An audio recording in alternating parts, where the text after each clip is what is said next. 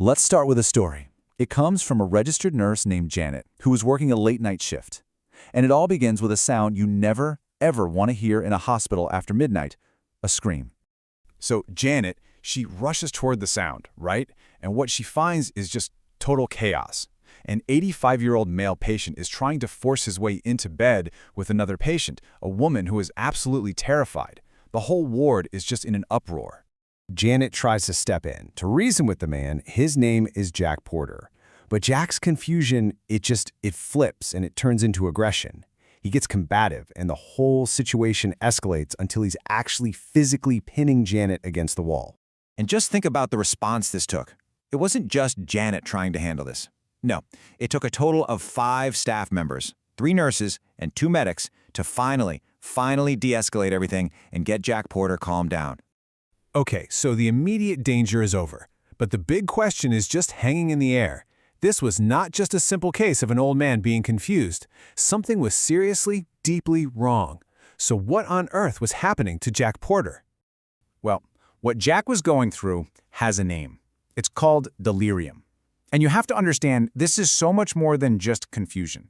It's a full-blown medical emergency that, honestly, is very often hiding in plain sight. So here's the key thing to get about delirium. It is a sudden change. This isn't a slow, gradual decline like you might see with dementia. No, this hits fast, like over a few hours or a couple of days. And the person's mental state can just swing wildly, changing all throughout the day. And Jack's story? It is far from unique. Delirium is incredibly common in hospitals. I mean, on any given medical ward, up to 30% of patients could have it. And if you look at surgical wards, that number can jump to a staggering 50%. This is a massive, widespread issue. So that leads us to the next big question, right? What causes such a dramatic and sudden change in someone's brain? How does this happen? Well, it's usually a combination of 2 things. Think of it like this. First, you have what are called predisposing factors. These are the underlying vulnerabilities that make someone more susceptible. Things like old age, having dementia already, or being malnourished. Then you have the precipitating factors. These are the immediate triggers, like an infection, a new medication, or a big surgery that can push that vulnerable brain right over the edge into delirium. Now, when we think of delirium, we probably picture Jack's story, aggression, chaos. But that is only one part of the picture.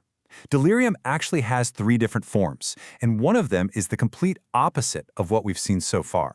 All right, first up is the type we saw with Jack. This is called hyperactive delirium, and it's definitely the one that's easiest to spot.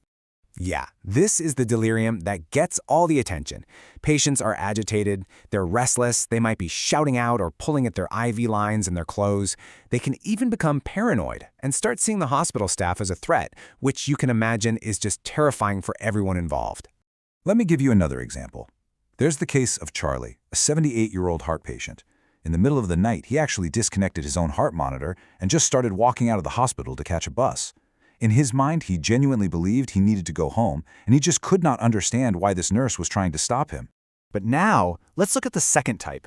This one is way more subtle, and because it often goes completely unnoticed, it can actually be far more dangerous.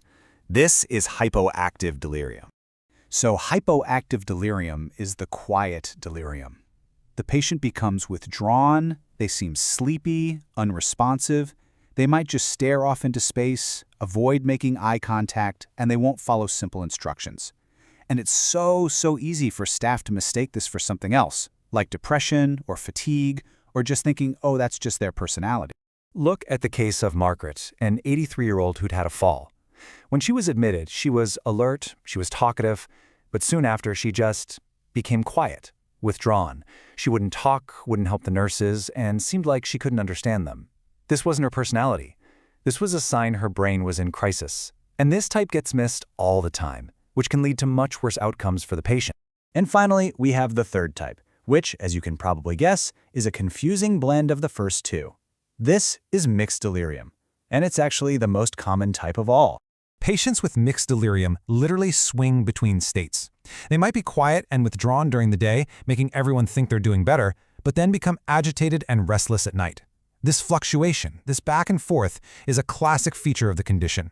A perfect example is Chester, who is 90. After a surgery, he was vague and withdrawn. The staff just figured, oh, he must have dementia. But his granddaughter insisted. She said no, normally he was as bright as a button. And sure enough, later that night, Chester became extremely agitated, shouting, pulling out his catheter. He was quiet and then he was loud, a textbook case of mixed delirium.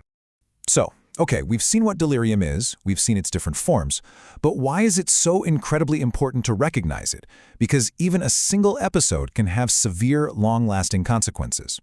You see, patients who experience delirium are way more likely to fall, to develop complications, and to stay in the hospital longer. But the effects don't just stop when they go home. It's linked to an increased risk of permanent cognitive damage, a higher chance of developing dementia down the road, and, to put it bluntly, an increased risk of death. Recognizing delirium isn't just about managing a difficult patient. It's about saving their brain, and maybe even their life. And that really brings us to our final thought here. After seeing all the different faces of this condition, the loud, the quiet, and the mixed, it leaves us with a pretty critical question. How often have we, maybe as family members or caregivers or even just observers, dismissed a serious medical emergency, a sign of acute brain failure, as just confusion